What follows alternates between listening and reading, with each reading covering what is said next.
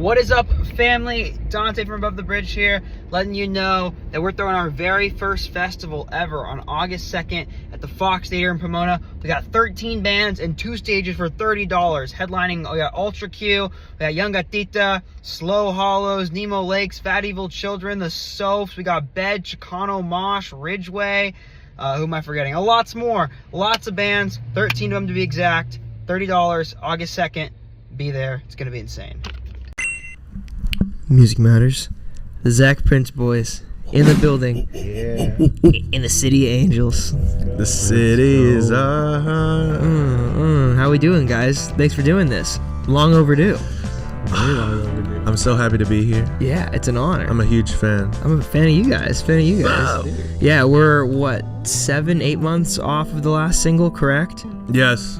It's been a minute. Damn. It's been a minute. Yeah, that does not feel like that long ago when you guys first dropped. And I wasn't like, I knew of the Zack Prince lore a little bit prior to that point, and then I knew you guys, but I didn't know you guys as a unit until that point, really. Yeah. And that was cool and exciting to watch, like, that kind of unfold and everything you guys did with the magazine and everything dropping at once. That's Nemo's idea right there. Really? Yeah. Nice. Nemo's idea. So you guys have been coming down to LA pretty consistently since that point, right? Yeah. I feel like we were just going to LA to just like for shows. Mm-hmm. I mean, the last time we were here, we went to the one at Lodge Room. Yeah. Yeah. Yeah. Oh, yeah. Huh? Yeah. That was fun, dude. Man. Yeah, that's one thing that I think was really cool to me about you guys when you started putting stuff out again, was that, like, I've envisioned all three of you as such music fans. Like, I think just, like, being in the Bay, I would see you guys at, like, so many shows. And then even down here. And it's always so cool to me when people who are, like, massive fans first, like, get into stuff and continue to kind of, like, go through it, you know, in that way from a fan first perspective, you know? Mm-hmm. When you guys are creating and stuff, do you feel like that's a lot of the perspective that you come from? Because I know that you guys, like, I mean, Marco, you are, like, an established photographer within the scene, like, even prior to putting music out. Yeah. So when you kind of go into the creation in the studio and the stuff and all the Zack Prince things, is that something that weighs heavy in your mind, like the influences that you're influenced by just musically and creatively and stuff, and like being around a community? Because it feels like you guys have a pretty vast musical community around you. Honestly, like, we're not really thinking about anything. It's just like every week we meet like once or twice. So, and it's just to like vibe. Yeah, just trying to have fun, just to make music. Yeah. We like. Trying to improve. Yeah, you guys are on like a weekly schedule type of thing. No, for sure. Like for the past few years, actually. Whoa. Yeah, like the weekly we have. Yeah, weekly. Yeah. And you just commit to it, and you guys cook at least once a week. Yeah, for sure. That's super sick. Because you guys have known each other like far before all the Zack Prince stuff, right? Yeah. How did you originally meet? Me and you want to say? Oh yeah. So Marco and I, we went to high school together. So I've known him since freshman year. Yeah. Yeah. It's been a while. And then we were working at Kick and Crab maybe a couple years after high school. Kick and Crab, dude. Kick and Crab, delicious. just like a Shout out Kick and Crab. Off, you know? And then that's where we met Kevin. Yeah. And then everything just bloomed from there. I was like already kind of making DJing or like making EDM. And I told them I made music, and then one day they just invited me. Kevin, can you move the mic up a little bit? One day they just invited me to the studio, and then it happened. Yeah. Do you guys feel like everything clicked instantly, like when you brought Kevin in originally? Like having the three of you together, did that just feel right in a way that it hadn't prior? Oh, for sure. Yeah. Originally, we had 4 people. We had our friend Justin, who was the quote-unquote rapper of the group. Rapper. But then after some time, things kind of fell off, only because him and I were originally like the genesis of Zack Prince. Yeah. Even before that, we were named Boy Space Friends. Shout out my Boy Space Friends fans out there. Boy Space Friends. Boy Space Friends. Boy Space Friends. It's like Space Scope. It's kind of like Space Goes Perv. Here's the same energy. Sure. Yeah, and then it was him and I making music. Yeah. He actually brought the idea to me. This was before I even started making music or even had the idea of making any music. And what year was this? Like when was this? This Was like 2018, 2019. Okay. Yeah. Because he came to me one time. He was like, I just really want to rap. Yeah. And then at this point, I was like, oh, my mom just bought me a MIDI keyboard. Let's go ahead and make something. So we would meet. And then one summer, Marco was in Long Beach. He came back because he was in school. Yeah. And then I was like, he's a good singer. You know, let's just see Singing where all this my thing life. go, you know, Church choir. yeah, church choir. And then Marco came on the mic, just sounded fucking amazing. Yeah. you know? Shout out the tune. And they were like, oh, this could go somewhere. Yeah. And that brought in Kevin. Everything just clicked. Something about that period of time for people in our age group, like that 2018, 2019 era, 100%. feels massive. Like I feel, 100%. I had a long conversation with a friend of mine one time, McLean, who runs Live 2, and we were chatting one time and thinking about everything like musically that happened within that time period. It was kind of like the post Lyrical Lemonade bloom, where like a lot of these like companies like Above the Bridge, people like that became really inspired to create things. Yeah. Same with musicians, and that was also like prime Brockhampton era. Man, Whereas like that's an era. which I feel like were like two very important like pop culture moments for people who are like really into music and stuff. That time period feels like it birthed so many things. No, for sure. Like, I mean, Brockhampton is having like a resurgence. Is what I heard. What do you mean? Really? On the talk. Whoa. Yeah. Apparently, like some songs are popping off. I don't know anything about it. I just hear about it. Oh, I thought you meant like they're coming back. No, they're not coming back. But like their music is like having another like wave. Yeah, which I feel like will probably continue to happen for years to come. I know it's like kind of. I don't know. You know, you've been on Twitter. That's like, oh, I was a little too into Brockhampton. People were, those people. You know what I'm talking about. But I mean, they were like influential. Like it's undeniable. Even less musically and more so as an idea, I think. Yeah. Like I feel like the whole idea of just having a bunch of your friends in a house making things together. Not that that was 100%. like foreign before, right? Like people were doing that prior to Brockhampton. But something to them, like they kind of brought it to the new internet age of kids in a way that I think a lot of people weren't. It was kind of like people our age group were like post Odd Future, so we were like right in time for Brockhampton, I feel like. Yeah. And a lot of that stuff, I think, ethos wise, informed a lot of groups growing up. That was something interesting too. I want to talk to you guys about too, because like you're like, I mean, like you. Like, how do you refer to yourself? Like, do you say a band or like a group? Because you guys are vocalists and producers, which is kind of like a new iteration of what we call a band. I think now more often than not, those people are referred to as bands. Which in the prior, and I know you guys are instrumentalists as well, but prior I would when I think band, I think like a 4-piece. Like drums, keys. Yeah. That's funny because like people ask me, or I tell them I'm in a band. And the first question is always like, "Oh, you playing instruments?" Like, oh no, I just sing, and we my friends kind of play instruments. Yeah. But like, I guess we can say group. I think I say band to the kids I work with, just because like I feel like it's easier. It's all centered around music, so even if we're not all like playing instruments or whatever, like. I mean, Mudge over here is still part of the band. Like, even though he's not. Shout out Mudge on the music, couch. Shout out Mudge on the couch. He's part of the band, and like it's still centered around music, Zack Prince. So I just say band. Yeah, I mean that's a thing too. Is like when you talk about that ethos where Brockhampton kind of exploded. Like that was a big idea around it too. Is like bringing people in who are not necessarily like instrumentalists or even musicians a lot of the time, but they're like creatives in any regard. It's kind of like the idea of the modern collective. Oh yeah, right? baby. Do you guys see Zack Prince expanding past the four of you and getting to a place where it's like you're bringing in other people who are like, because I know like obviously you're a photographer, you guys are always super fitted. I would imagine you're into clothes and stuff too. So like that kind of expanding past just the music thing, is that something you ever see, or do you kind of think of it more just exclusively in a music lane? What do you think, Nim? I think when we first started, it was more than just the music. It was like this whole quote unquote creative thing. Yeah, because we had Mudge here. He does a lot of clothing, so we wanted to make Works at clothes. Shoe Palace. Yeah, shout out Shoe Palace. Hey, wait, what's your title, Mudge? Let's not No, come on. product development. Product development. Wow. Product development at Shoe Palace. Creative director. Yeah, let's just go there. Creative director at Shoe Palace. Anyway. Yeah, and then we have a friend Ryan who kind of just, I don't know, maybe we'd say I would say he's the fifth member. Okay. Yeah. He's not here. He's not here right now, but shout out Ryan. Shout out. Blue guy. He was just like maybe our manager would say. Okay. In that he not quote unquote our manager, but he would have the energy. Yeah, the always energy, pushing us and stuff like that. sure. We had two other members, Brian and Johnny. Johnny would do the filming before Marco started, and then Brian would do our graphic design and all like the posters that we would post on the internet, do all the ads and stuff. So we always imagined it to be bigger than the music. Yeah, that makes a lot of sense, because that at that point you're like, I also always, to be honest, feel like that is how like other team members should be included. There's always like a strange separation sometimes from bands and their management or their you know, their filmmakers or whatever. But actually including them within like the band title feels more encompassing, because they certainly are part of it. And I mean, for you guys, I assume the creative direction is such a massive part of what you're doing. That's what was so cool to me about that magazine stuff that you guys did with your last single. Just reading through all that was so impressive to me, because I don't know, like that multimedia aspect of it to me made it exist a lot more, and it felt a lot more real.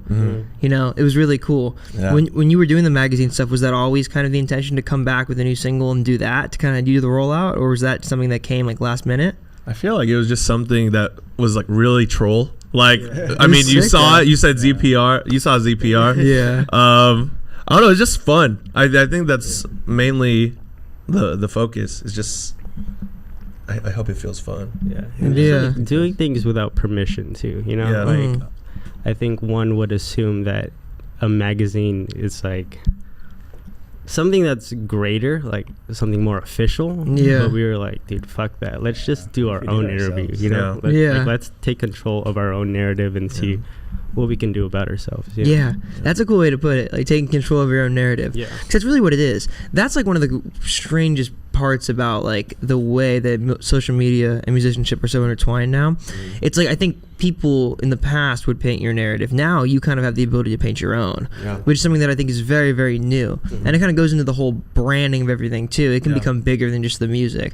And I don't know, like I think there's pros and cons about that for sure. I mean, I think there is something to be said about like musicians now.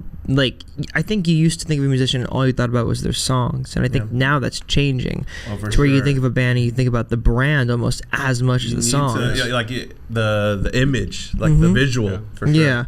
Is that something that has evolved a lot for you guys over the years, like from you know, from when you first started putting out music to now? Do you feel like you have a better idea of what Zack Prince like looks and feels like outside of the music? I'm curious what you guys think. I have an answer. Honestly, I don't know. I feel like we're still trying to find ourselves visually. You know, maybe trying to find our own universe. So I think we're still trying to figure it out, but I know we will. I think at the beginning, like Nemo said earlier, there was like more members, and then those members were in charge of the visual stuff. And now that they are doing their own thing, it's like on us. So it has changed in that sense. Like, I think it was more like professional in a way, like, oh, everything looks clean cut, whatever. But I think it's like more DIY now, and like, but it's more true at the same time. Yeah, that makes sense, because it's just all you. What were you saying? I feel like it's also a thing of like, because we've spent so much time together, like just based off that, we build a chemistry, and with the chemistry we kind of build our own, I guess, energy, you know, and that kind of is portrayed within the things that we're doing. Or we try to. I mean, well, it's also like the more time you spend together, it becomes more of an ethos, like an idea, for sure. which is something that I think is really sick. It's like you're encapsulating not only what you want to say musically, but what you want to say as people, which I think is something that's really, really like present in the social media age. Like, you really have to have a message more so than even just the music, you know, which is strange. Like, there's pros and cons to it. I think. How has that kind of evolved over the course of you guys making music together? Like, do you feel like the things that you want to say on songs have changed over the years in terms of subject matter and just the kind of topics you want to speak about? Because the EP's pretty, I don't know if it was an EP, the link you sent me, right? It's interesting, because I think like some of the themes you touch on it are a lot more personal than some of the prior stuff, which I think is really powerful and really cool. What do you think? I think this EP that's coming out, at the time we were like all going through some stuff, and then like we were just, you know, writing what we were experiencing, and it just felt real. And so like these songs are a long time coming, and you know, but if we're like comparing those songs on the project to like what we made like last week or something, how has it changed? Has it has it changed, if has it changed? Anything?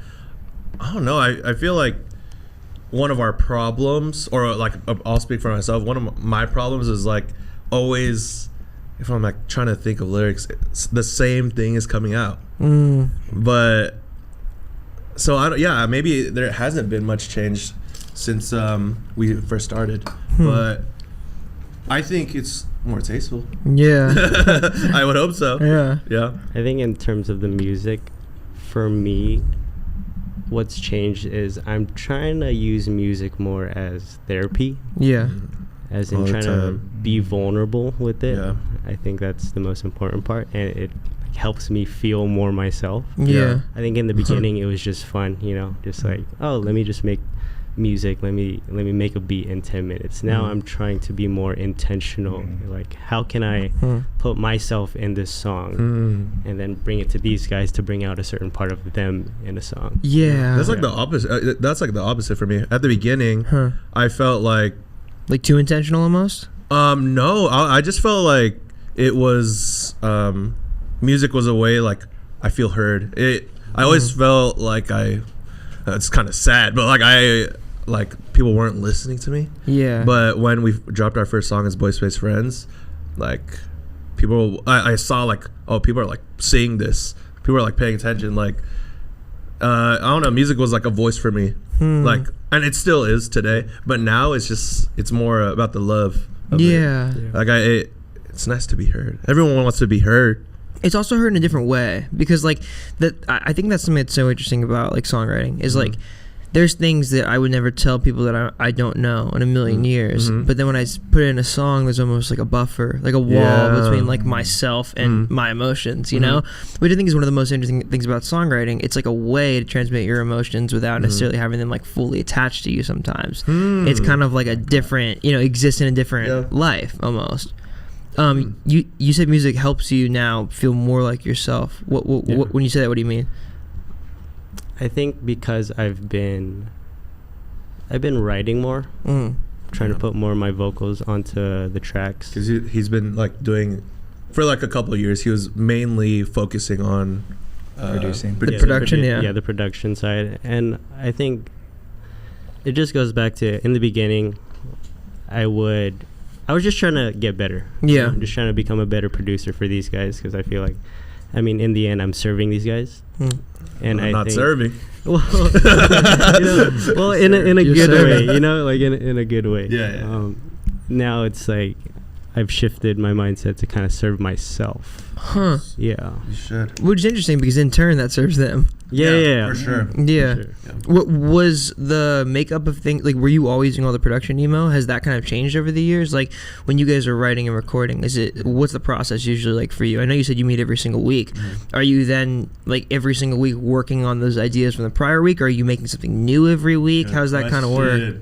Good question. Go ahead. Thanks. I guess it's different every time, but like generally we just make something new. What Nemo usually has something ready. Yeah. A few beats ready. Me and Marco just lay something down if we like it. Sometimes we make a new beat from scratch. Sometimes we work from something in the past. Sometimes we don't even make music. We just hang out. We just have fun. Yeah. I'd say before even saying we're a band or a group or anything like that, first and foremost, I would say like we're friends. Yeah. Hey.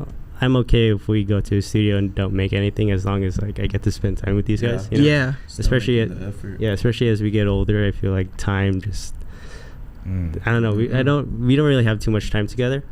So For sure. Yeah, Because me and Kevin work like full time. Yeah. No, it makes a lot of sense. Like it's strange to quantify like friendship. Like it's strange to put a number on like the productivity of a friendship, right? It's a weird concept, but like strangely, I think like when you're a band, like hanging out sometimes can be as influential and as informative in the process as actually sitting down and making music. I think like knowing like that's a really sacred relationship. I think like having somebody who is like a friend and a collaborator in that way, you have to tote a lot of different lines, And how have you guys navigated that over the years? Like not only being friends but being collaborators and stuff. Have you realized more and more like how you work together, how you work better? Like how have you kind of seen that relationship change over the years? I think what I appreciate about like us is we don't really like our egos are not out. Like we really I don't know, we come up with what we come up with, and then it's just like up for like, oh, you should like try this melody instead, or like because we'll do that a lot. Whatever's like best for the song. Yeah, for to serve like the best like idea. Yeah. We had this band Lily on a couple months ago, and they were talking about that same kind of concept a lot, where like a big, because similarly they played together since they were kids, and they'd gotten to a place where like very often they talked about how they were kind of like switching instruments on like a whole bunch of songs and like switching roles and stuff. But what they realized was that whatever serves the song best in the moment is what you need to do. Yeah. Regardless of, you know, if that means you take a back seat, then you take a back seat. Yeah. It's just about like whatever is the most beneficial to that song in that moment, you know? Yeah. Do you guys feel like you're switching roles a lot depending on the song, like vocally and then production wise as well? And have you kind of over the years, I know you said a lot of the times like they'll come and you'll like have a beat ready and stuff. Yeah. How collaborative is the production process for you guys? I mean, I have not touched the DAW a single time in these last 6 years. But recently Kevin's been like producing a lot. Yeah, I've been producing again, getting back into it. Yeah. So I've been showing them some of my beats and just trying to get better. Okay, sick. But mainly it would be Nemo. Like 99.9%. Gotcha. Nemo, yeah, that's cool, because then you can kind of like what you were talking about before. It's like you're not necessarily just a producer that's serving them, but you're like rather a part of the group as vocalist as well. So it's different in that way, you know, where it's like you're not just producing for somebody else, you're producing for yourself because they're an extension of you. Yeah. You know? I was curious too, kind of living in San Jose, and I think there is a really cool musical community within San Jose right now that you guys are certainly a part of. Shout out Peachtree Rascals. Oh yeah. Shout out Joe Uska. Shout out Dom. Shout out Monday. He's sleeping. Monday's here, but he's asleep.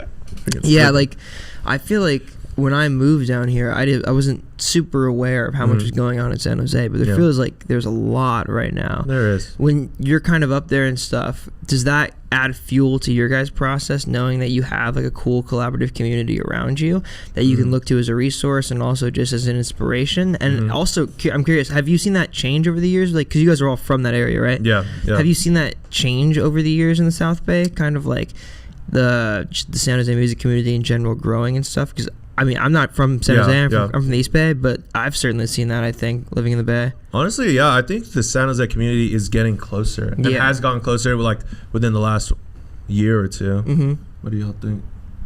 Yeah, I just think it's really nice to have, recently we got closer to, like, Dom and Joe. We've been, like, collaborating with them, too. So I think it's nice to finally have a nice little community with them.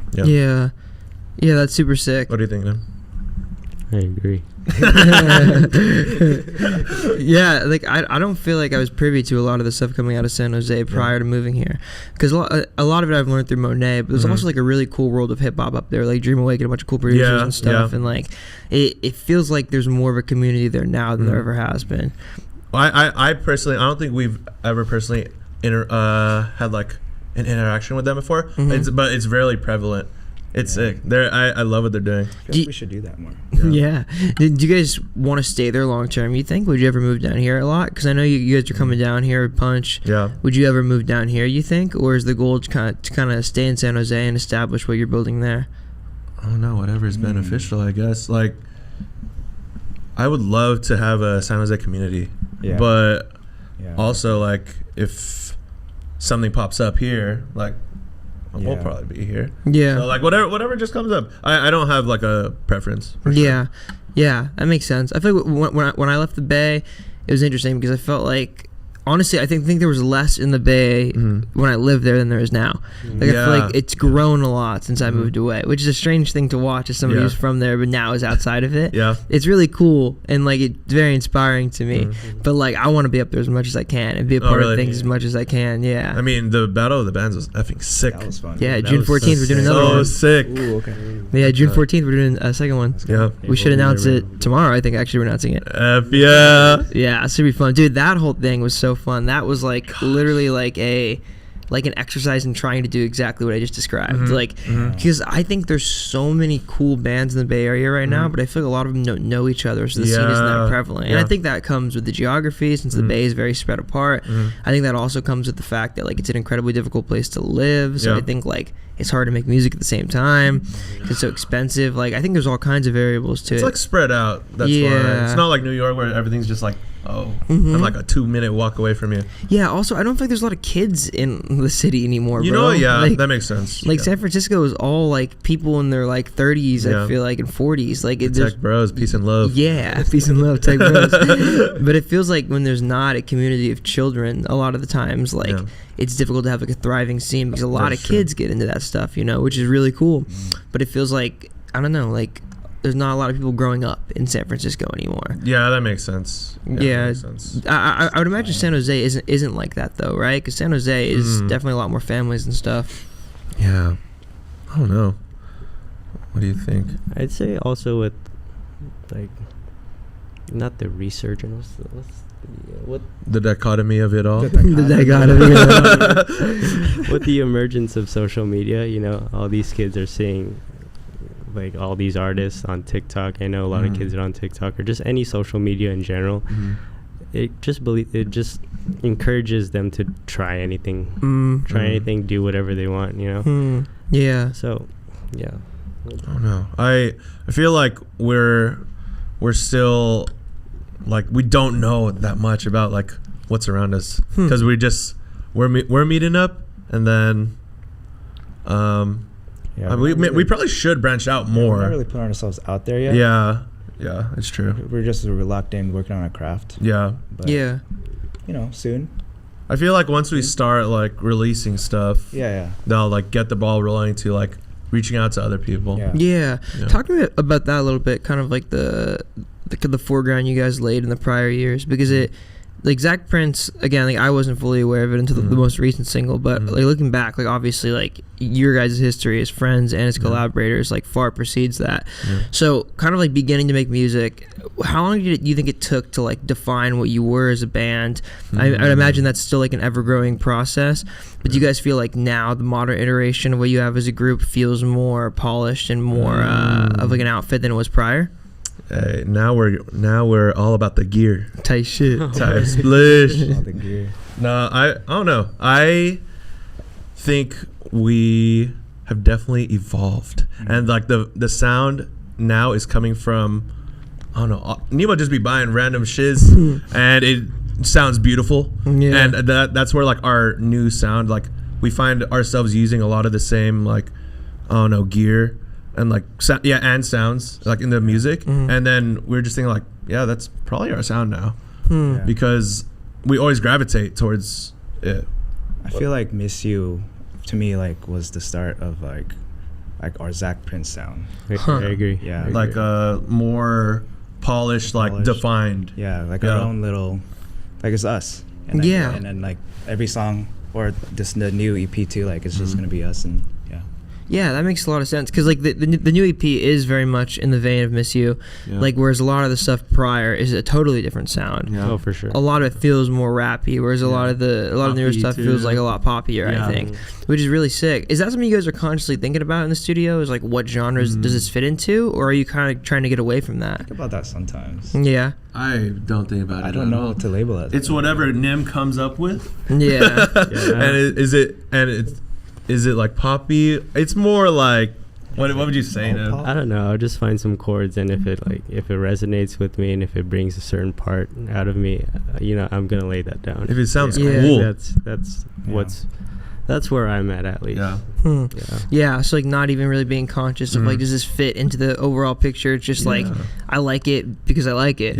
Like regardless of where it fits in. But like I think that I love doing that. On the flip side of the coin, we also struggle with like, should we be more like focused? Like I don't know. Do you guys ever think about that? I think about like sometimes, should we? I guess. But yeah, sometimes. I think it can be a box too, though, if you think about it for too long. Yeah. I think it can really like kind of keep you from going in new and exciting directions if you're just very, very focused on remaining in the same box that you fit into naturally. I think sometimes like the most important parts of creativity are getting outside of that original natural place that you gravitate towards. It's like being conscious, like you were talking about being conscious about moving away from things that you just gravitate towards naturally. It's like trying to figure out like, okay, like this is where my brain goes, but where else can I take this? For sure. How when you guys are doing, Cooking Up Weekly, I'm curious, like, how much do things change from week to week? Like, is it all within the same sonic universe, or will you come back and kind of work on something very different? I mean, before these past few months, we were like creating something every day. These past few months, we were like working on the project, and that it was not something we were doing before. Like before these past few months, we just cooked something up every day. But I think one day we just decided to lock in and like, hey, we got to get out there and release and work on these songs that we want to release and So coming back, I think we like picked up where we left off. I think we did. Barring like you got like some new gear, so it does sound different. But I think the energy is kind of the same. Is this the first time you guys have sat down and said like, let's make a project? Yes, actually. Has that changed things in the process at all? Like trying to make something within the confines of a full body of work? How has it kind of been like really locking in and being like, okay, we're like, this is an album cut, this is an album cut, this is an album cut. Has that changed the way you're creating, and has that made you more selective with what you're doing, or no?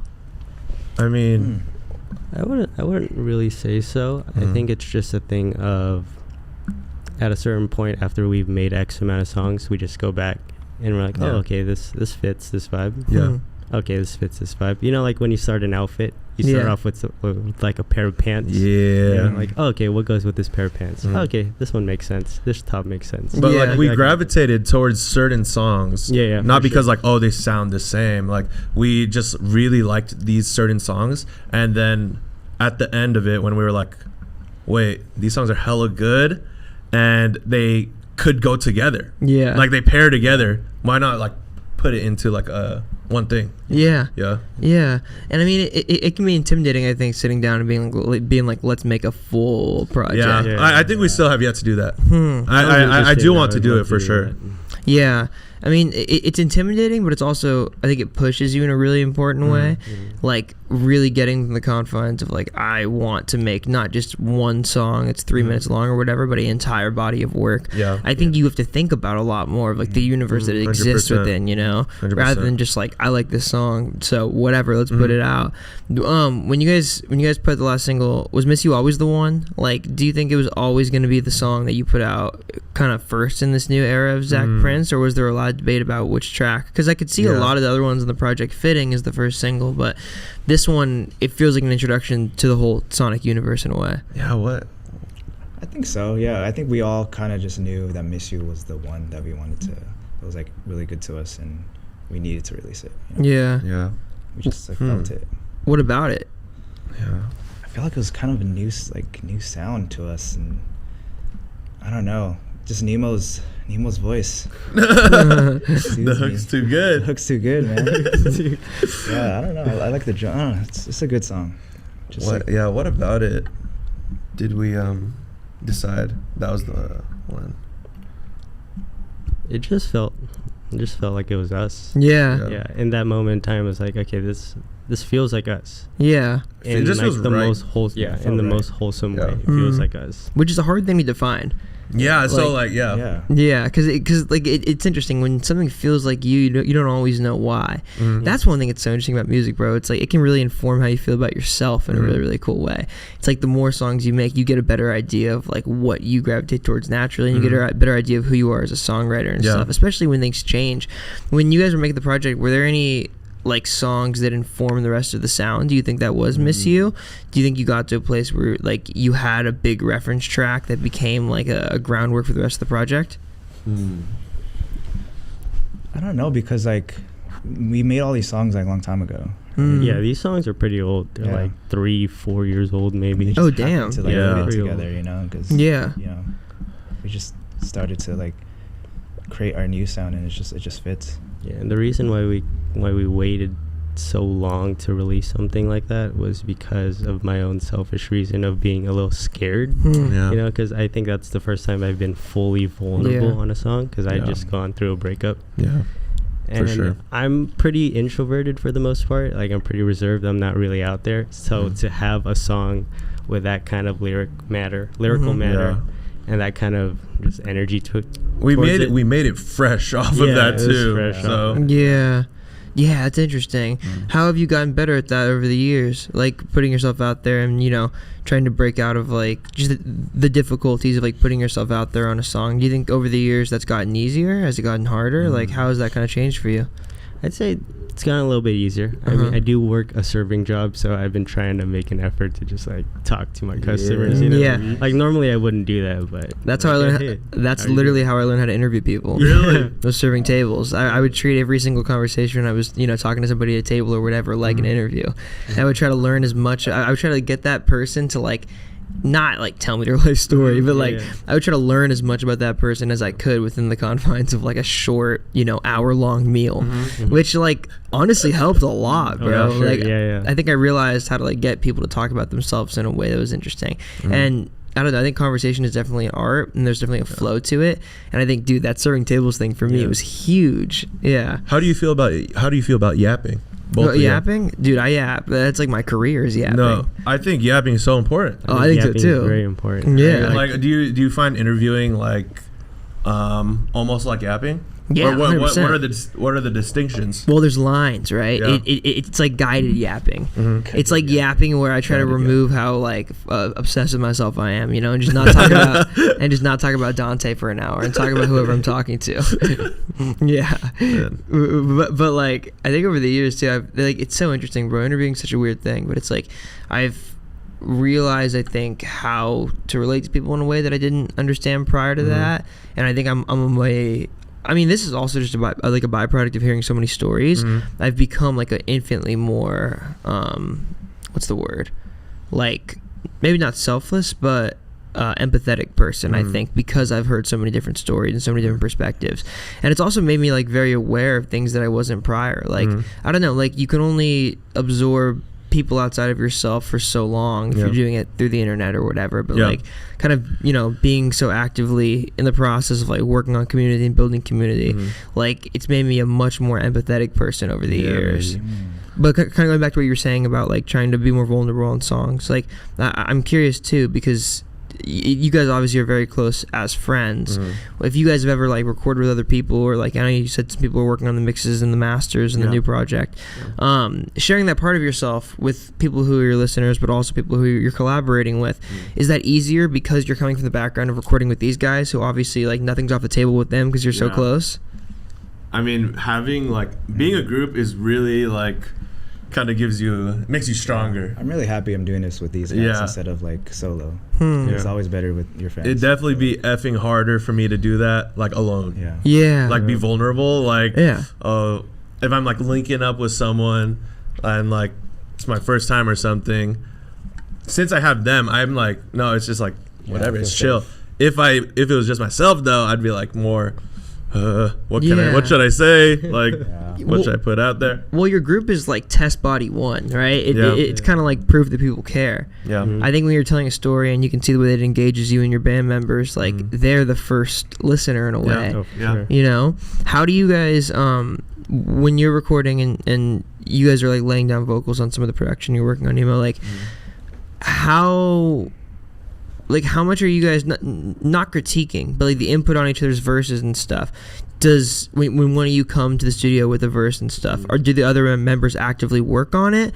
Are you guys all kind of co-writing every verse, or is it more of like this is what Kevin's gonna say, this is what Marco's gonna say on every song? Does it change? Do you guys like work on each other's verses, or do you kind of just come with your own parts? I think it's really been a balance. Nemo's still mainly producing, but it's like up in the air, like however we feel. Like me and Kevin, are we gonna write our own, like, or are we just gonna like work on a melody or like a verse together? I think we have a good balance of doing our own thing and like co-writing, whatever the vibe is for that day. I guess it's always about feeling like whatever. How do we feel like today? We always ask at the beginning of the sesh, like, what's the vibe? Yeah. What's the vibe? Yeah, I mean, that's fair, dude. Yeah. And one of my New Year's resolutions a couple of years ago was like when people asked me that question or asked me like, how are you, to be honest, because it's very easy to just be like, oh, I'm good, whatever. Yeah. You know, I think it's harder to actually be like, oh, Trying like, to go deeper. yeah, like actually thinking about like, how am I actually feeling right now? Am I just feeling okay? Am I feeling good? Am I feeling bad? Yeah. I think like the average like dialect just from like person to person every single day, when someone asks you how are you, you're just like, oh, I'm fine, I'm good, whatever.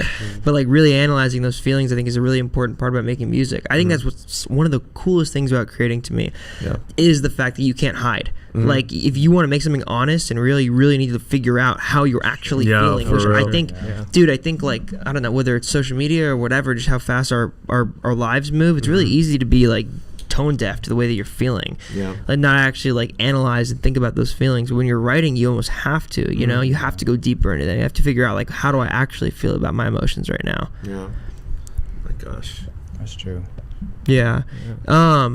When you guys are in a place where you're kind of like moving more into the collaborative world and like beginning to think of yourselves more as a group, how do you think about like the prior stuff you worked on? Like, 'cause Kevin, you said you kind of started in like the EDM world, right? Yes, sir. And I'm sure DJ Kaito. and I'm sure you were producing like prior to Zack Prince. For sure. Does some of those early lessons that you learned as a producer or a DJ or just like, you know, a singer in general, how does that inform what you're doing now? Like, do you guys think that, because it seems like, you know, you came from different worlds musically prior, does the EDM world like exist and also just like inform kind of the music you're making now very often? Like, do you reference it a lot? Yeah. Oh, that's a good question. I guess sometimes. Well, I first started producing, and then I was like, I met Nemo and Marco, and then I kind of stopped.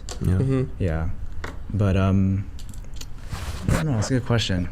I mean, we make fun of him whenever we're like, oh, we hear the EDM. Yeah, I guess it always comes back sometimes. The EDM comes back. Let me get that riser. That riser, dude. I'm always like, gotta add the riser. I guess it all happens subconsciously, but we're open to everyone's ideas. Yeah. What was your process kind of like learning how to produce? Like, were you fully self-taught? Was anybody helping you, or did you kind of just like YouTube it all the way through? It's all YouTube. He's man. him. All YouTube. Yeah. Self-taught. I mean, I was also. I started late, which I wish I started earlier. When did you start? I started 2019. So I wouldn't. 2019. Yeah, 2018, 2019. I would say like I've just been making Zack Prince stuff from the very beginning, because it's always been a group. It wasn't ever just me by myself. What led you down that rabbit hole in the first place? Like, kind of beginning to learn how to produce and stuff. Shout out Justin. So I used to live in San Diego. I was there for about maybe a couple months. I had this roommate. He was from New York, and this was during the time of like community college. I had gone down there for community college, and then we had these two housemates. They were both from New York. They weren't in school, and in my head that was totally like taboo. You know, growing up, all I knew was like, oh, you have to go to school and stuff like that. Interesting. But my friend, he would always be in the living room playing with his bass guitar. He had just bought it too, so he was starting out. So I get to see that process of like, oh, he's in the beginning. You know, whenever you see someone starting something, it's always like, oh, I can do that too. So I ended up buying a keyboard down there, and we would just jam. It probably sounded awful. Just basic keys. Yeah, just basic keys with like a bass guitar. But I think that's what sparked it for me. And then I moved back, and then my mom bought me a MIDI keyboard. And then from there I was like, okay, let me see if I can torrent Ableton or like Logic or something like that. Just to see where that goes. That was like the same time Justin hit you up? Yeah, it was the same time Justin hit me up. Yeah. Gotcha. Just like in a 2-month span. Yeah. Do you remember the original feeling that kept you coming back to it? I think it just felt really good to play chords. Yeah. It just like unlocked something into me, because I feel like music was always there, especially because my dad would always play it. But I never really thought about making music. Like, I would always think that idea was so like there was a huge gap between me and like making music. It seems bigger until you actually do it. It seemed way bigger. Like crossing the Pacific Ocean kind of shit, you know. But yeah, that's what started it off for me. Actually, no, this is wrong. Our start was high school choir. Oh, okay, yeah. Right. You guys were in choir together? We were in choir together. 2 different classes, but same teacher. Yeah. So was that the first thing you were doing musically, Marco? Was choir? No. I mean, I was in like church choir since I was like a child, and I don't know. I just been singing my whole life. Yeah. And then I think Nemo has known that. Yeah, So for when sure. it was time, like I was just home from school for the summer, and then he was like, "Hey, come, you trying to make some music?" Yeah. I was like, "What the flip? What the It's boy?" funny because I went to the same high school as them, but I'm like 3 years older. So I didn't know them in high school, but Yeah. I remember Marco because he was this tall in high Come school. on. Oh. And he was in Fantastics or Homecoming, and he Yeah. was just dancing and singing. So I knew him as that guy. Yeah, and it's kind of funny that making music now. He has an infamous Trey Songz impersonation. Oh, you want to hit it? You should hit it. Whoa, ooh, whoa. Oh, He was wow. that. That was it. I want food, yeah. Everybody has said as I knew about the Marco Trey Songz impression. My band's waiting there. Dude, everybody I know who, whether it was singing or playing music, like, or just like as an instrumentalist who grew up playing in the church, they're all the most cracked musicians, dude. Because they just like you learn to play like 3-hour-long sets. 100%. Like it's so much music. You're locked in. Yeah. You're locked in. Was that like a lot of your early musical training and like learning was from the church? 100%. That's where I learned like the do re mi's, the solfege. Honestly, like I was doing it for so long. I sing, like mostly sing.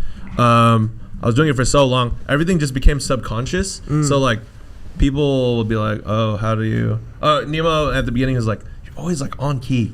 I'm like, honestly, I don't even know. Like, it just sounds right. Yeah. Like, there's like no thought behind it. Like, I don't know what key I'm even like singing. Yeah. It's just, it just the ingrainment because we were grinding. We were grinding at church. You're natural. I mean, there's a level of that too that is just like listening to so much music. Yeah. Yeah, I feel that like most people who naturally gravitate towards like being like theoretically correct or whatever, a lot of that just comes from your ears. Like a lot of that just comes from like being a listener for so long. Yeah. Was your guys' taste like on a listening level? Was that something you realized early in the day that you had a similar music taste, or was it very different when you kind of began? And then like bringing those different influences into Zack Prince, like could you kind of go back and realize like, oh, this comes from here, et cetera, or were you guys kind of like listening to the same stuff when you first began? I know me and Nemo have like really similar taste in music. Yeah. But Nemo knows like 50x more songs than me. Yeah. He listens to so much effing music. Yeah, I don't know about you, I Kevin. think coming into when we started making music, I had like a totally different music. Yeah, I think so too. Because I was like from like electronic background, I was making electronic music. Yeah. And I just started like listening to like other stuff. Yeah, more like indie stuff. Yeah, or indie stuff. And that was when I met you guys, I was when I started listening to that. Yeah, that makes sense. It's interesting. I think sometimes the best collaborators are people who you don't have the same taste as. Oh, for sure. You know, like I think that it informs the sum of its parts in a way that it wouldn't actually if you guys were listening to all the exact same stuff. Yeah. You know, 100%. has that changed over the years? Like your taste and stuff, like as you've kind of been viewing yourself as musicians rather than just listeners, has that changed the way that you listen to music actively? I would imagine as a producer it has. I think I'm focused more on how each song feels. Because now I think back to my childhood, my mom would always take me to these, like, it would be mass, but at people's houses, and they would sing.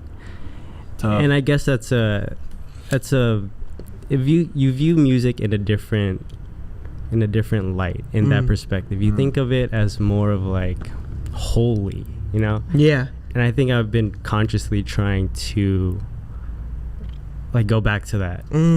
Yeah. Yeah. Yeah, I mean, whether it's like godly or religious or whatever, like I think I certainly feel that way about music. Like, you know, I'm not like a deeply religious person, but like music feels very spiritual to me. Sure, yeah, like incredibly spiritual. Like you're definitely tapping into something that doesn't exist, like on this plane of existence or whatever podcast. But it's really what it's like. Like it's something that exists, so you feel it so heavily, even if you can't see it. Which I think is something that's so powerful. It really is spiritual in a big way, you know?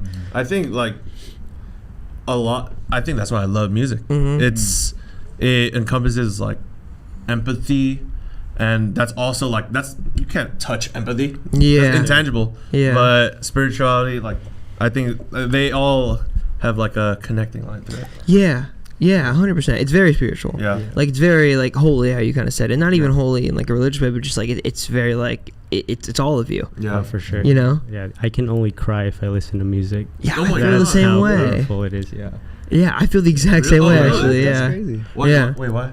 It's so emotional. Yeah, I think I don't know. It's like hard for me to tap into that. Just on a Not even from like a movie. not from a movie. Like I have to listen to like some beautiful I chords. feel you. Like, I think it's like when I know I need to cry, it's just like, okay, let me turn on this Agape by. No, Sorry, what were you saying? I totally feel that. Yeah, what were you saying? Really? Huh? Wait, why do you?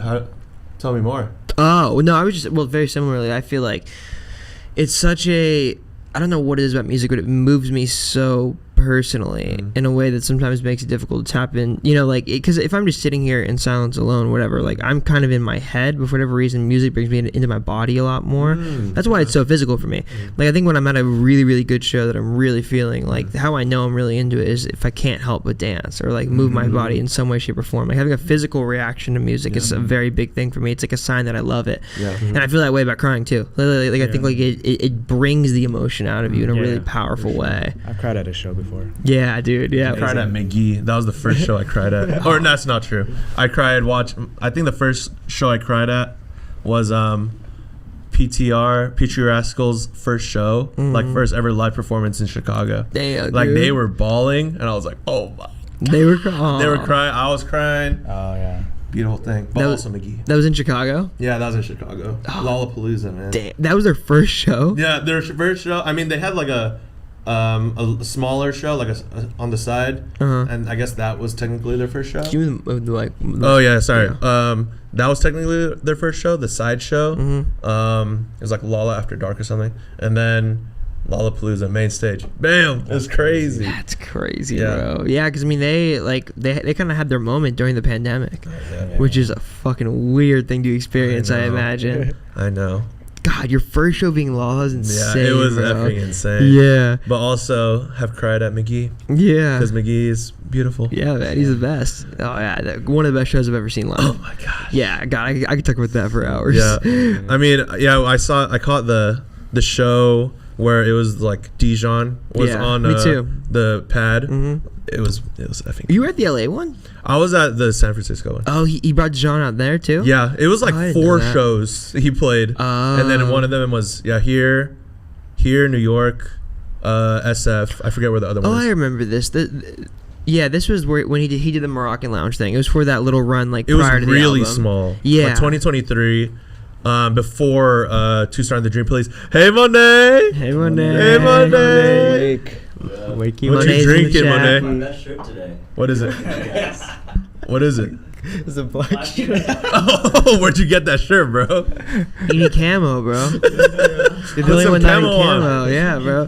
They camoed me out. Yeah. They walked in Camoed here and him said, out. "Put this on, or else we're not doing the interview." You can't see us right now. Monet, do you cry?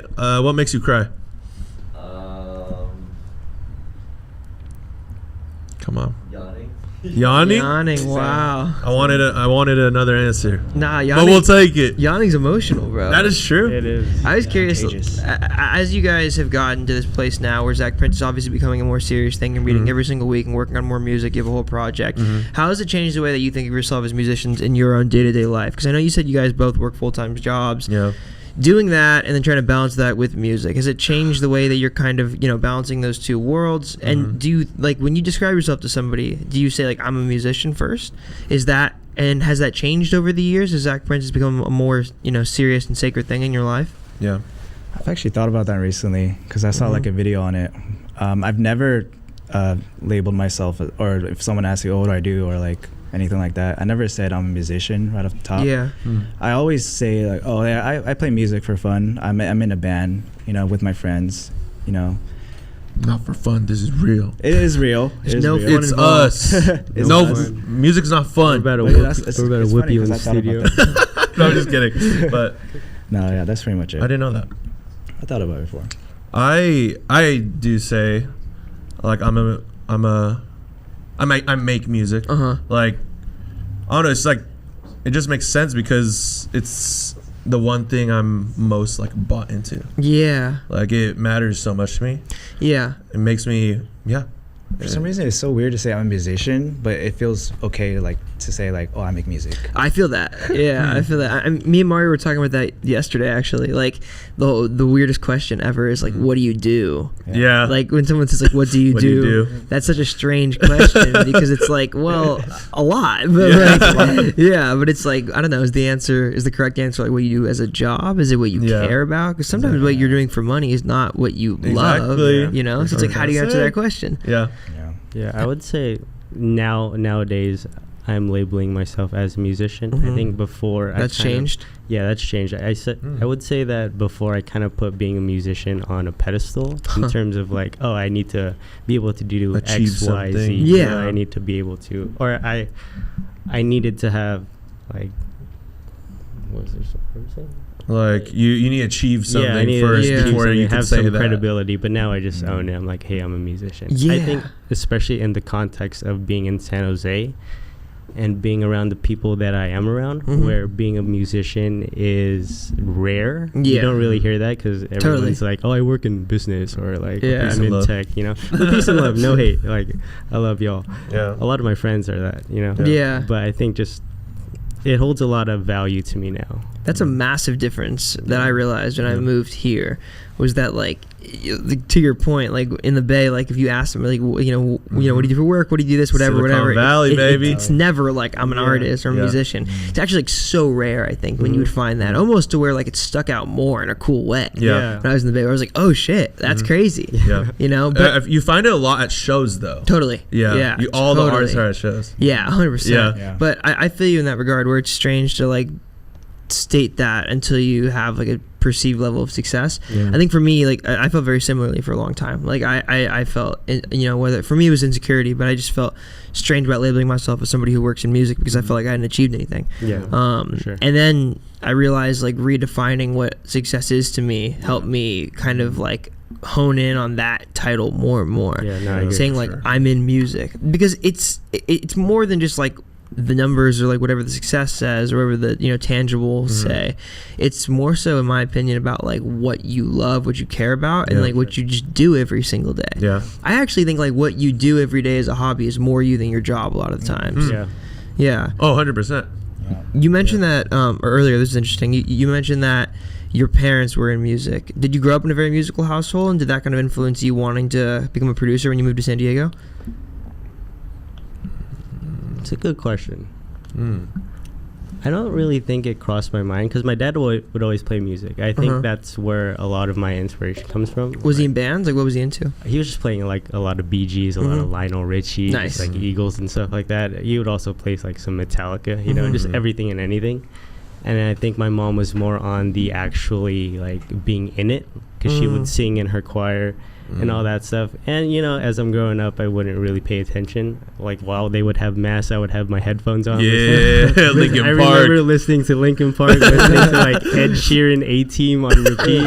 I got A-Team going in mass. That kind of stuff. But I guess in hindsight, I would say so. But in the moment, I never really thought too much about that. How about you guys? Did you grow up in musical households? Not really, but my dad always used to play Hotel California every time we went to school. Every time he drove me to elementary school. Every day?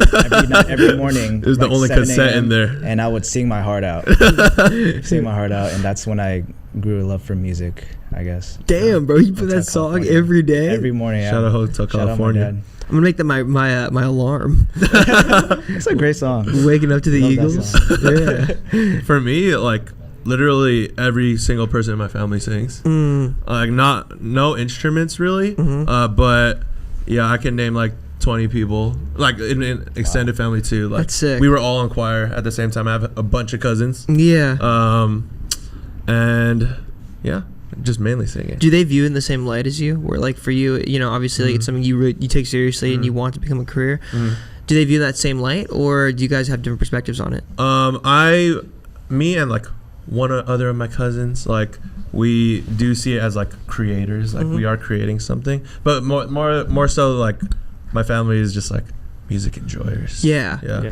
Which sometimes can be more pure and more beautiful. Yeah. Actually, I was talking to my girlfriend about this last night, but I think like something in art that is kind of unique to this industry is like people take their passion and what they love and turn it into the thing that the thing they make money off of, which can be a really, really strange process. It's like it feels icky. Sometimes. Yeah, it does, because sometimes you're not following your heart, you're following the incentives, which can be very, very tricky the further you get along, because it's like you can become an incentive, like you can become incentivized by the success or the money or whatever the tangibles are, instead of incentivized by the love of it.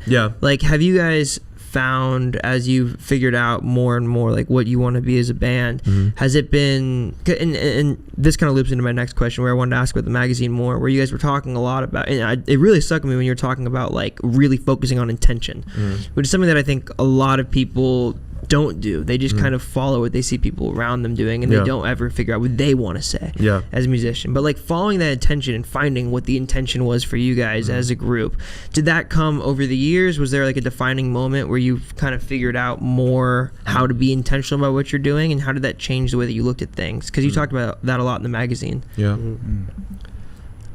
I would say in the beginning, the dichotomy of it all. There you go. Hey, check it out, Lord. Check it off the list. Marsupials.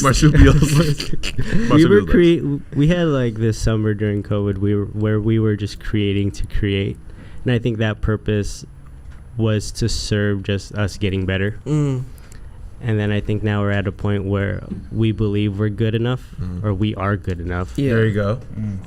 To just kind of hone in and kind of flip the mindset and just like, okay, this is what we're gonna do. This is what we're gonna say. This is how we're gonna. This is what we're gonna put into the song. This is how we feel. All that stuff.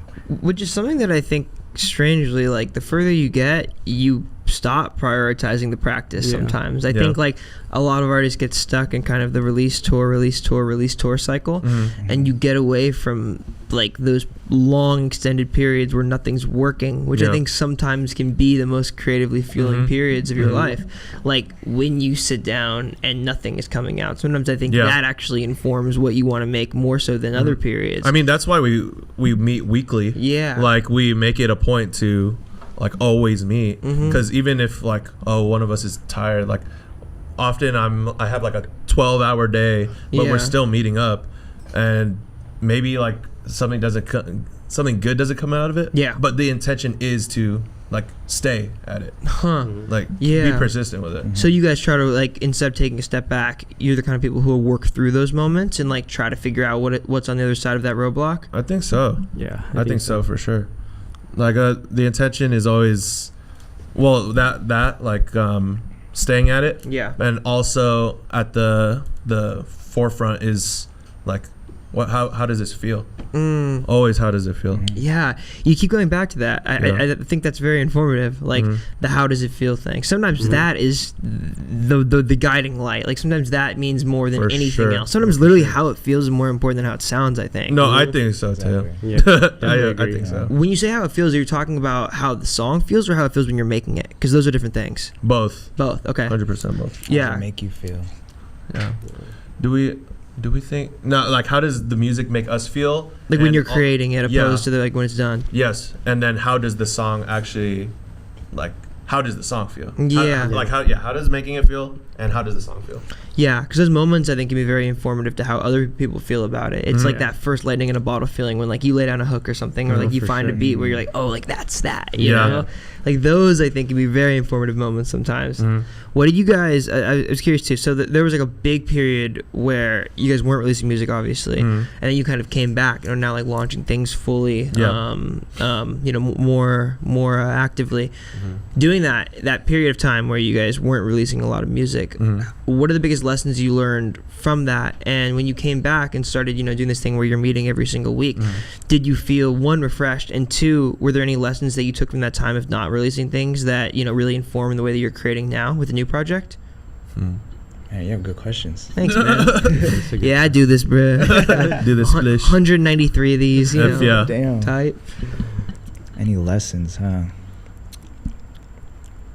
I not think about that. You can go first. I was gonna say we just been really. It's like unintentional but intentional at the same time. Like just honing in on. I don't know. Like really focusing on just creating. Yeah. Yeah, and I think in turn, subconsciously, that is like informing, like it's building our skills and all that splish. Huh. Yeah. You said just creating? Yeah. What do you mean by that? Just like kind of silencing everything else? I'm just saying, like, whether it was like music or like I don't know, we'll shoot some shiz. Yeah. Just always being in a place where you're creating. Yeah. In some capacity. Being in that, like, always keeping it in mind. Huh. Just creating. Yeah. I like to compare being a musician as like comparing it to just being an athlete. You know, how I'm viewing it is we're prepping for a game. Yeah. I feel like back then we were just running fives at the 24 There you go, 24-hour fitness. fitness. Chucking threes. Chucking threes, you know. And then now we're just like, let's say you're prepping for an NBA game. Yeah. Like a big game, so you're just like put it in the work behind closed doors, you know, having these practices, like honing in on our own individual skills. Yeah. So we can, like, as a unit, be this big three, I guess. I don't know. The intentionality of it. Yeah, the intentionality of it. You know? Yeah, like where there is something at the end of the tunnel. There is an end goal. Yeah, there is an end goal. It's like to win the game. You know? Yeah. I don't know how to say that in music, like in musical terms, because I don't want to say the end goal is for streams, but it's just like playing the best possible game that we can play. And I guess you can compare that to like making the best song that we can possibly make. Yeah. With everything that we've learned, with the intention, with the feeling, and all that other stuff. Yeah, I totally feel that, man. I think like it's weird, but I think sometimes, like, I don't want to say lack of ambition, but I think sometimes musicians don't think about, I think there's something to be said about like greatness within musicianship, right? Where like that sometimes doesn't feel like the goal for a lot of musicians, because it is, you know, on its nose, just an expression of emotion. But I think there's something to be said about great artists really wanting to get to the core of their message and like really trying to hone in on what they're saying. And like that, in my eyes, is greatness in the same way as an athlete views it. Like they're two very different things for sure, but I do think about it in a similar way. I think interestingly, when you bring that metaphor up, I always think about it like baseball and a strange thing. And I love baseball so much because of the season, it being 162 games. It's just a grind every single day. And there's like a 3-month off season, and then it's 162 more games. That to me feels more akin than any other sports reference to being a musician, because it really is like a daily thing. Oh, for sure. I think like the more you do it, the better you get at like honing in on your message, the better you get at just like finding a way to express your emotions. For sure. It really is like sometimes the bad games are more informative than the good games. You know? For sure. Yeah, like sometimes you get blown out, but you know, as long as you keep going, like next game, maybe it'll be the one. You know? Yeah. When you guys started meeting every single week and kind of getting those reps in on a more, you know, weekly basis, like just, you know, being in the studio, creating more, how did that change things for you in terms of like progress and like getting more to a place where you felt confident in what you were creating? Did that kind of process of putting all those reps in, did that make things a lot easier? Do you feel like now compared to when you first started doing this kind of weekly meeting thing, do things come out faster than they did originally? Yeah, I feel like it was worth meeting up every week and being consistent. I feel like we've gotten a lot better, and it's a lot easier now. I feel to come up with lyrics and like making songs. I don't know. I'm just like happier with the outcomes. Yeah. I don't know. Like, I'm just happier with. There's like no overthinking. Yeah. So that's what I love about. Because you're just going. Yeah, because we've set this in place. Yeah. It's like, all right, what's gonna come up, and then I just end up really loving what comes up. Yeah. I totally feel that. I mean, I think like just saying yes as an artist is something that's really big, and I think like there's something to be said too about like not like being very selective about what you are saying and like what you're not saying and when you're putting yourself out there, right? Like it's strange now in social media age where like what you put out there is as important as what you don't put out there, you know? Like it's weird contrasting, like, do you want to be out there in the public or do you want to be like a more, you know, take a back seat, like to yourself? That's always strange. But I think like behind the scenes, putting those reps in every single day, it just informs you. Like it just gives you a better idea where you want to go, you know?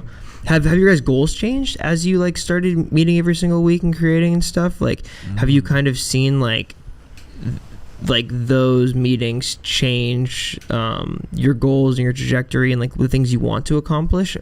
I feel like for me, when we first started making music, I kind of took a step back with producing. But now recently, and also going back to your question earlier about like any lessons have I learned, when we like took that break and ever since we started making music, I like I said, I took a step back in producing. I kind of just fell off of that and not practiced. I just stopped like producing, and I regret it because like if I worked on that to this day, like I'd be a lot better. But recently I've been working on my craft and going back to production, and I guess like the lesson that I learned is that, you know, I need to be more consistent, and it's been going great. Yeah.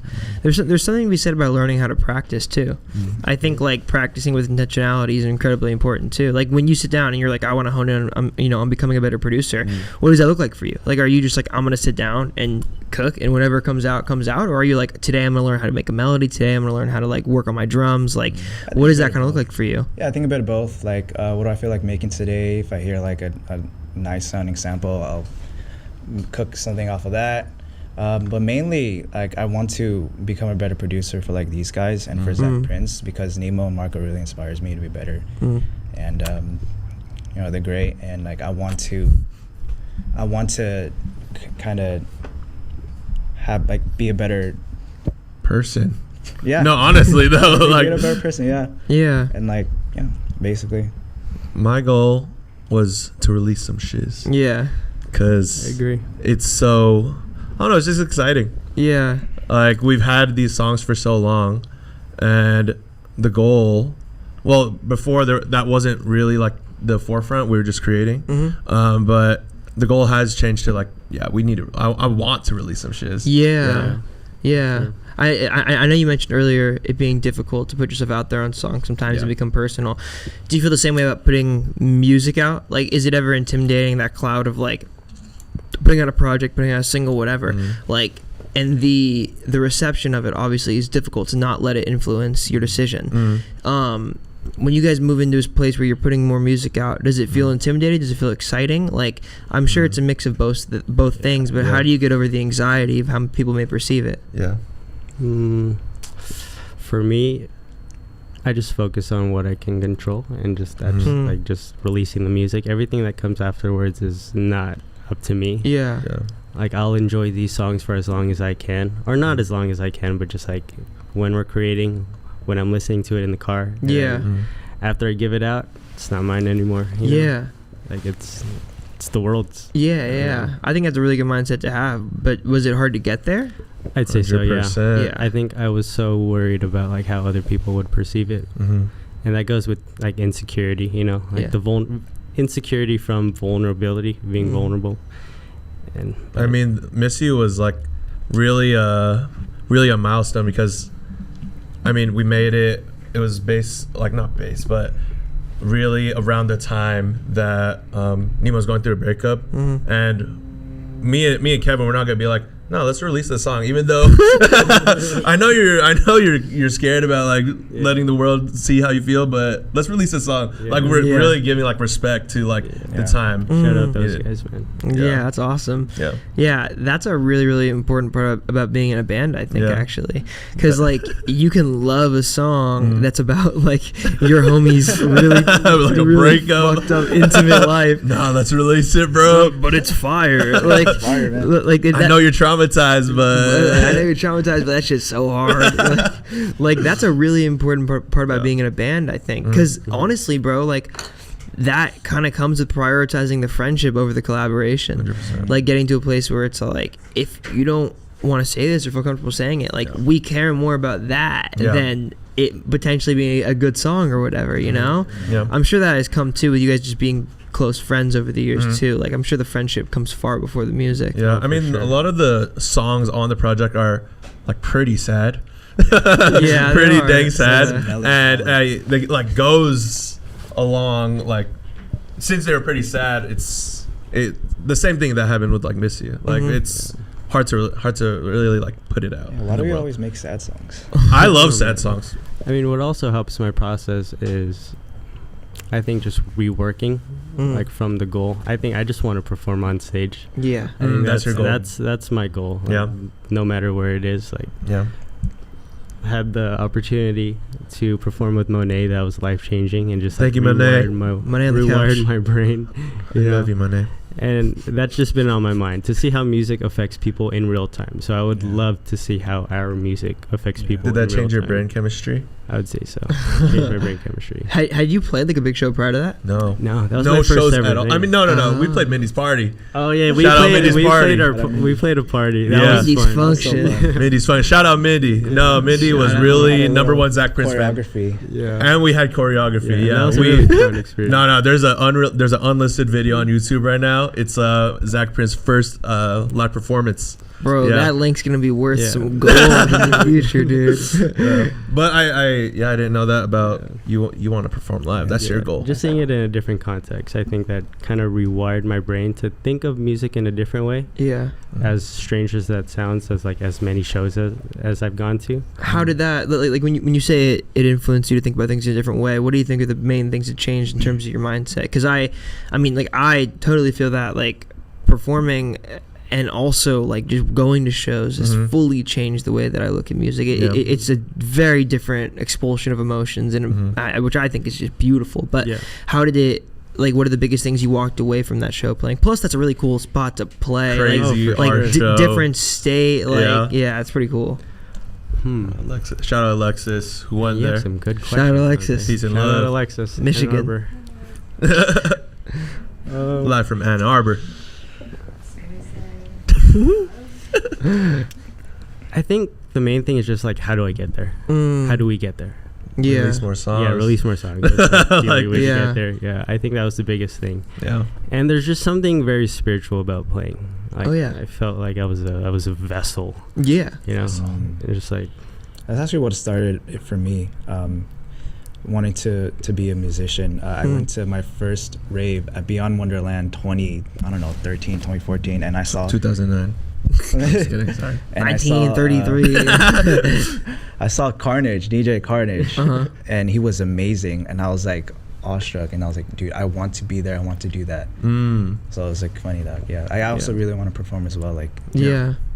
The vessel's a good way to put it. Yeah. Like, the way I always think about it is, like, my favorite thing about live shows is that experience, that moment, right, will only ever exist in that period of time. Yeah, and that for is sure. the coolest thing Yeah. about me to me about live music, is that, like, that moment with those people in that room, in that city, in that specific day, whatever it is, like, whatever you were, had within you on stage that day, like, whatever you ate for fucking breakfast that morning can change the way that you're performing, Yeah. Yeah. So it's like, that is a very singular experience Yeah. that will only ever exist in that period of time. That, to me, Coming back. is the coolest thing about performances, trying to get there. Have you guys thought about the live context, how you would kind of play this project live? Like, I'd be curious to see how you translate it, because there's a world where, like, it's a band thing or a DJ thing or a boy band thing. I don't know. There's all different kinds of ways you could split I don't it. think we ever thought about that yet because we didn't release it. But Nemo would definitely be on the keys. I would imagine, Yeah. Nemo on the keys, me and Marco kind of on the mic. We need to tag some maybe. people in. Yeah.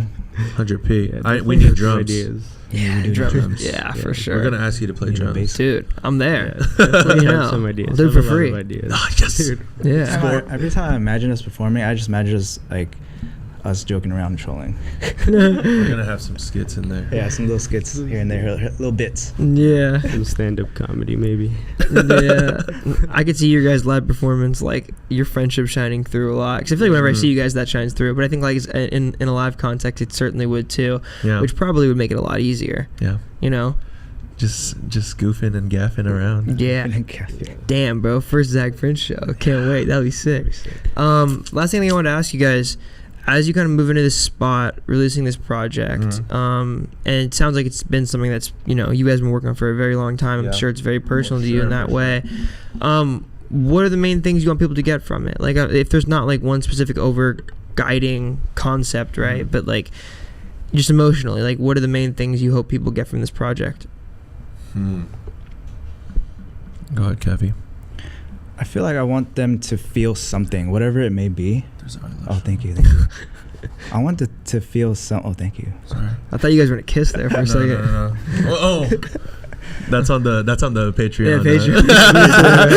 The Patreon exclusive cut. That's not good. Yeah, whatever it may be, I want them to feel something, and like I want to hear, you know, their thoughts. Like, I'm very curious because sometimes I listen to our own music and I think to myself, like, what am I feeling? It's a hard thing to figure out. Sometimes, like, you know, deep down, what am I really feeling with this? Hearing this.